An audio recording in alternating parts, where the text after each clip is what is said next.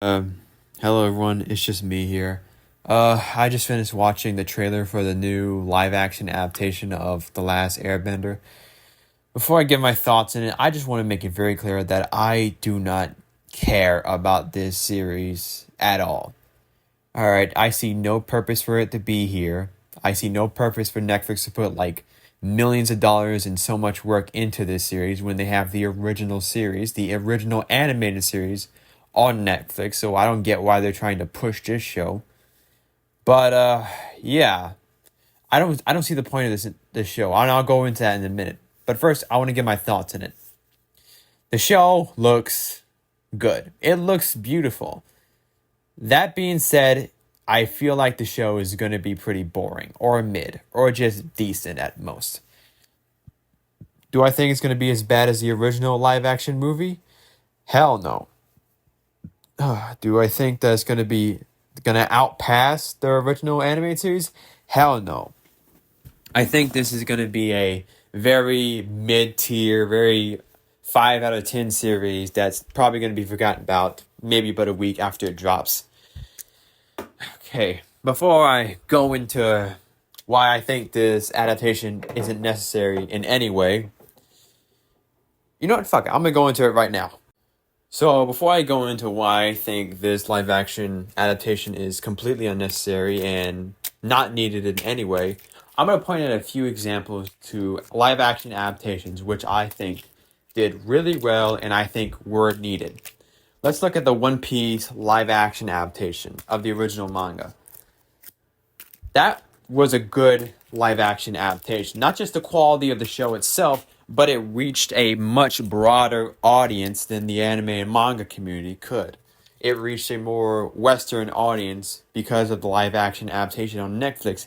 And that show was very successful because of the quality of not just for the quality of the show, but for what the show was. It was able to reach a more Western, broader audience because of its live action adaptation.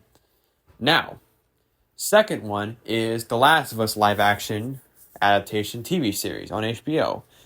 Not only did it reach a new audience, people who don't really play video games, but it also improved on some things in the original story, like Bill's story in the original game. I think those are two great examples of when adaptations sort of help the series push forward. But with The Last Airbender live action remake, I don't see a purpose to it. One thing I gotta ask about this live action remake. Who are you making it for? Like, what audience are you hoping to reach with this live action adaptation that you just can't reach with the original animated series? Like, are you going to reach people who don't watch cartoons? Because let's be honest, that's kind of pathetic. You know what I mean? Like, if you don't want to watch Avatar: The Last Airbender because it's a cartoon, you're a fucking idiot. And like, who are you reaching with this live action adaptation? Western audiences? Avatar: The Last Airbender is one of the most popular, well-known Western animated cartoons of all time. So, who are you reaching with this? If you're an anime fan, if you're a fan of animation and cartoons and all that, even if you haven't seen the show yourself, you've definitely heard of it. So, why would you watch the live action remake over the original series?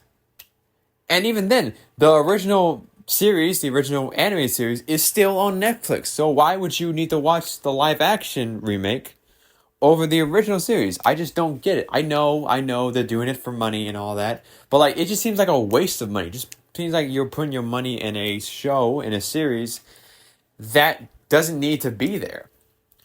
Like you're not reaching a new audience with this show. Like who are you making this for? Are you reaching to new kids who never watched the original animated series? Well, they can watch the original animated series. So who are you making this for? Anyway, that's just my thoughts on it. I don't got any real thoughts on it. I think the show is going to be mid, bleh at most. And, the only thing I noticed from the entirety of the series is that Ozai is fucking hot.